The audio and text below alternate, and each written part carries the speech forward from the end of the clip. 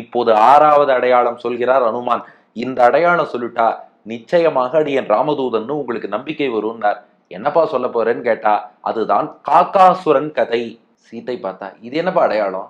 இதான் ஊருக்கே தெரிஞ்ச விஷயமாச்சு. இது தேவர்களுக்கு, ரிஷிகளுக்கு, பறவைகளுக்கு, மனிதர்களுக்கு, அசுரர்களுக்கு எல்லாருக்கும் தெரியும். இதுல நீ என்ன புதுசா சொல்ல போறேன்னா, தாயே அங்கதான் ரகசியம் இருக்கு. முன்பே என்ன சொன்னோம்? சீத்தை ஹனுமான்ட்ட இந்த வரலாறு சொல்வதாக வால்மீகி ராமாயணத்துல வருது. அதனால சீத்தை இந்த வரலாற்றை சொல்லும் போது எப்படி சொல்றான்னா, அந்த காக்காசுரன் வந்தான் மாம்சத்தில் ஆசைப்பட்டு, நல்லா கவனிங்கோ, மாம்சத்துல ஆசைப்பட்டு என் மார்பல வந்து கொத்தினா. ராமன் பிரம்மாஸ்திரம் போட்டான், எல்லா இடமும் சுத்தினான், எங்க சுத்தியும் யாரும் காப்பாத்தல. ராமன் திருவடியில விழுந்தான், ராமன் தான் காப்பாத்தினான். அனுமனே நீ ராமன்கிட்ட போய் சொல்லு, அந்த காகம் என்ன கொத்தினதுக்கே பிரம்மாஸ்திரம் போட்டார், இன்னும் ராவணன் மேல போடலையான்னு போய் ராமன்கிட்ட சொல்லு அப்படின்னு சொல்றா. இவ்வளவுதான் இருக்கு. சீத்தை வால்மீகி ராமாயணத்துல சொல்லும் போது அவன் மாம்சத்துக்கு ஆசைப்பட்டு வந்தான் தான். ஆனா வியாசர் இதை பத்ம புராணத்துல நரேட் பண்ணும் போது காமத்தால் வந்தான்ட்டார். சீத்தை வால்மீகி ராமாயணத்துல சொல்லும் போது அவனே சரணாகதி பண்ணான் தான். வியாசர் பத்ம புராணத்துல சொல்லும் போது சீத்தை தான் அவன் தலையை திருப்பி ராமன் திருவடியில வச்சார்ந்தார். 3, ராமனே அவனுக்கு 2 புறமும் பாருன்னு வரம் கொடுத்துட்டான்னு சொல்லி சீத்தை சொல்றா. ஆனா பத்ம புராணத்துல வியாசரோ இல்ல சீத்தை தான் வரம் கொடுத்தா, எந்த சீத்தையிட்ட அபச்சாரப்பட்டானோ அவளே வரமும் கொடுத்துட்டாங்கிற. இப்ப 2ல எது கரெக்ட்? ஒன்னு எப்போதுமே ஞாபகம் வச்சுக்கணும், எல்லா ரிஷிகள் சொன்னதுமே சரிதான்.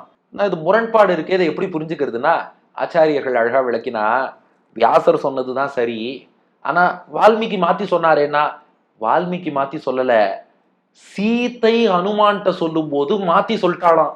ஏன் மாத்தி சொன்னா? வால்மீகி ராமாயணத்துல இது நேரடியா வரல, சீத்தை சொல்லக்கூடிய பிளாஷ்பேக்கா தானே வருது. சீத்தை என்ன பண்ணாலாம், 1000 தான் அவன் கெட்டவனா இருந்தாலும் ஜெகன் மாதாவான மகாலட்சுமி சீதைக்கு அவனும் தன்னுடைய குழந்தை தானே. ஒரு அம்மா தன் வாயால குழந்தை தப்பு பண்ணித்துன்னு சொல்ல மாட்டா. அதனால சீத்தை சொல்லும் போது என்ன பண்ணிட்டாளாம், அவனா ஏதோ மாம்சத்துக்கு ஆசைப்பட்டு மார்புல குத்தினான்னா அவன் தப்பான எண்ணத்தில் வந்தான் என்பது சீத்தைக்கும் நன்னா தெரியும். ஆனால் அதை அவள் வெளிக்காட்டி கொள்ளாமல் சொல்லும் போது என்ன சொல்லிட்டா, இல்ல அவன் ஏதோ மாம்சத்துக்கு ஆசைப்பட்டு காகம் வந்துருத்துட்டா. 2, சீத்தை தான் அவன் தலை ராமன் திருவடியில படும்படியாக கிடத்தி ராமன்ட்டா அவனுக்காக பரிந்து பேசினா. ஆனா தான் செய்த காரியத்தை தன் வாயால சீத்தை சொல்லிப்பாளா? அதனால என்ன பண்ணிட்டா, இல்ல அவனே விழுந்தான்ட்டா.